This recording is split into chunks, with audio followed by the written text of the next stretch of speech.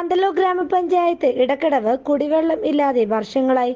എന്നാൽ ഇവിടെ വർഷങ്ങളായി ജലനിധിയുടെ പണം പിരിച്ചെടുക്കുന്നുണ്ടെങ്കിലും ഇതുവരെ വെള്ളം എത്തിക്കാൻ യാതൊരു നടപടിയും മെമ്പറോ പഞ്ചായത്ത് അധികൃതരോ ഇതുവരെ എടുത്തിട്ടില്ല എന്നാണ് പ്രദേശവാസികൾ പരാതി പറയുന്നത്.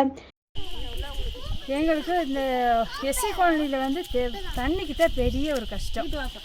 என்னென்னா இந்த பஞ்சாயத்து வந்து இந்த 3-3.5 வருஷமாக பரணம் கொண்டு போகிறாங்க. எங்களுக்கு ஒரு இந்த தண்ணியில் எந்த ஒரு சலுகையும் எங்களுக்கு இந்த பஞ்சாயத்தில் எங்களுக்கு கொடுத்ததில்லை.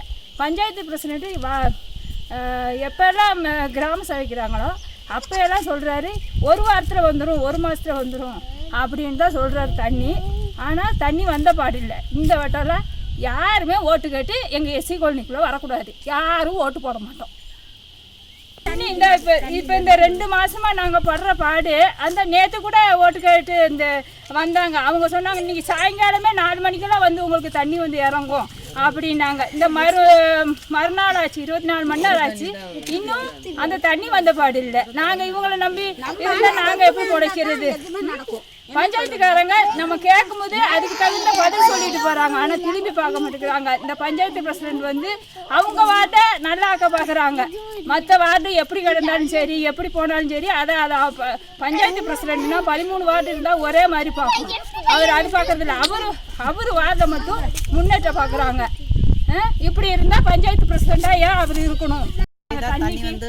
இந்த 1 இன்ச்சு ஓசு, அந்த 1/4 இன்ச்சு ஓசு, 1/2 இன்ச்சு ஓசெல்லாம் கொண்டு வந்து ஒரு குடும்பத்துக்கு ஒரு 4-5 கிலோமீட்டருக்கு அந்த பக்கம் போய் தண்ணி கொண்டு வந்து குடிக்கிறதா இருந்தால் எப்படி கொண்டு வந்து குடிக்க முடியும்? வயசான காலத்தில் இவங்க போய் சமந்துட்டு வர முடியுமா?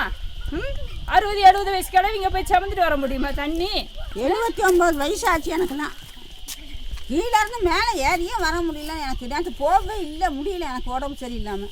பஞ்சாயத்து பிரசிடென்ட் இந்த முந்தா நாள் சொன்னாங்க, பஞ்சாயத்து பிரசிடென்ட் செக்ரட்டரி வருவாங்க, வந்து பார்த்துட்டு எந்தெந்த ஏரியாவுக்கு தண்ணி கொடுக்கணும் அப்படின்னு சொல்லி வந்து பார்த்துட்டு தண்ணி கொண்டு வந்து தாரோம் அப்படின்னு சொன்னாங்க. இதுவரையும் பஞ்சாயத்து பிரசிடென்ட்டும் வரல, செக்ரட்டரியும் வரல, யாருமே வரல. அப்போ நாங்கள் இவங்கள நம்பி நாங்கள் இருந்தோம்னா எப்படி? இந்த அப்போ இன்னி உள்ள காலத்தில் இன்னும் எதுக்குமே தண்ணி இல்லை. எஸ்சி காலனியே சாக போகுது தண்ணி இல்லாமல்.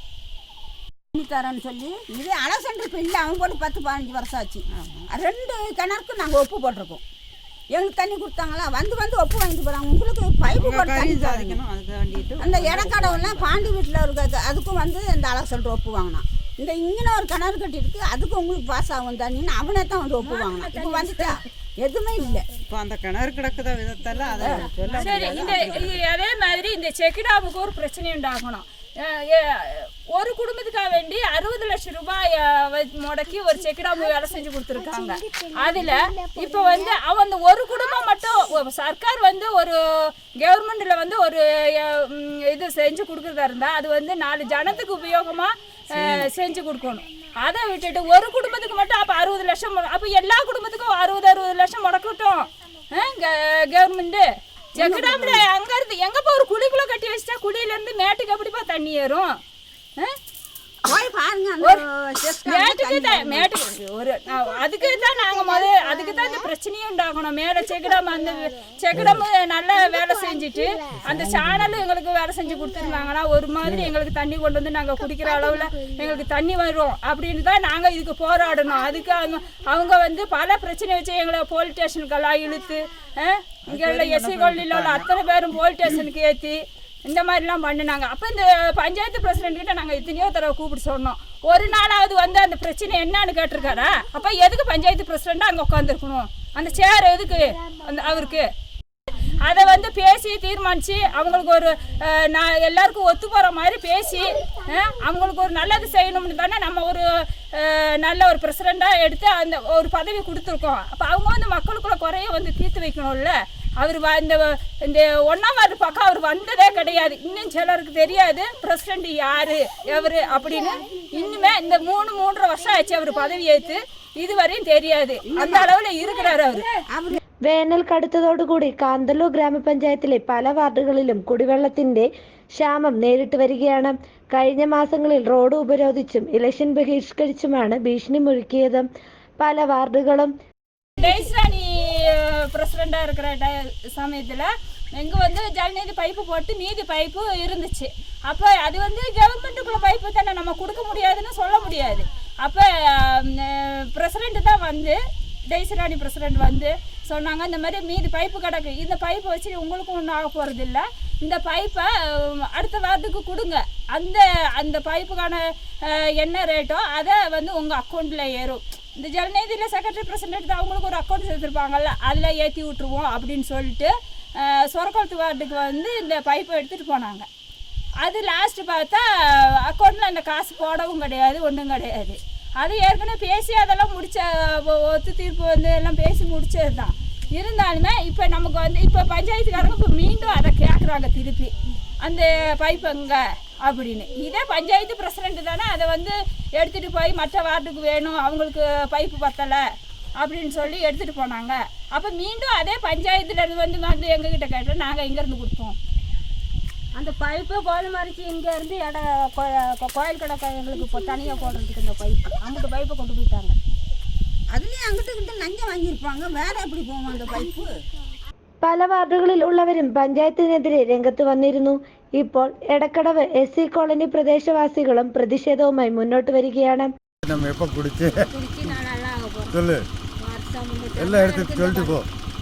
இப்போ 2 வருஷம் ஆச்சு, 2 வருஷமாக தண்ணியாக இங்கிட்டு வரதில்லை. எலெக்ஷனுக்கு இங்கே வந்தோன்னே நாங்கள் பஞ்சாயத்தில் உடனே இப்போ தண்ணி போட்டு தரோம், பைப்பு போட்டு தரோம்னு. உள்ள பைப்பு தண்ணியும் கூட இந்த பஞ்சாயத்துக்காரர் எங்களுக்கு செஞ்சு தரதில்லை. நாங்களாம் இப்போ ஆற்றுலேருந்து தான் ஜம்முக்கிற இந்த வயசானவங்கள்லாம் இப்போ குளிக்கிறதுக்கு போகிறோம்னா 6 மணிக்கு பாவங்க இந்த ஆனை காட்டுக்குள்ளையும் பன்னி காட்டுக்குள்ளையும் தான் குளிச்சுட்டு வராங்க. பிறகு என்ன செய்யணும் முடிய இல்லை ஒரு முடிவு பஞ்சாயத்தில் முடிவு எடுக்கணும். பாக எலெக்ஷன் வரும்போது நாளைக்கே தண்ணி வரும்போது தண்ணி வராது. ஓட்டு சமயம் வந்து ஓட்டு வாங்குறதோட சரி. இங்கே தண்ணி புண்ணியம் இல்லை, ஒன்றும் இல்லை, ஒன்றும் பிரச்சனை பண்ணல. இங்கே டெய்சிராணி கேட்கும்போது இந்த பைப்பு போட்டு இந்த டேங்கி கட்டி கொடுத்துச்சு. அதுக்கு பிறகு எங்கள் நம்பராக வந்தவங்கள இங்கே ஒன்றுமே கண்டுக்கல, ஒரு குஞ்சுகளும் பார்க்குறதும் இல்லை, தண்ணியும் இல்லை. இப்போ எல்லாம் ஆற்றுலேருந்து எடுத்து குடிக்க வேண்டியது வர வேண்டியது. ஒரு 6 மணிக்கு வந்தால் இங்கே எல்லாம் பாத்திரம் அள்ளிட்டு போகிறோம். ஒரு 5 மணிக்கு ஆற்றுல அந்த ஆற்றுல வர வேஸ்ட்டு தான் நாங்கள் குடிக்கிறோம், பெரிய ஆற்று வேஸ்ட் தண்ணி.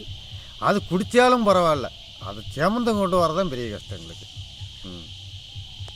அந்த அளவில் ஓடிட்டு இருக்கு. நான்லாம் இதுக்கு பயந்து மாடவே விற்றுட்ருக்கேன், தண்ணி இல்லைன்னு. பில்லுக்காடுக்கு தான் தண்ணி இல்லை.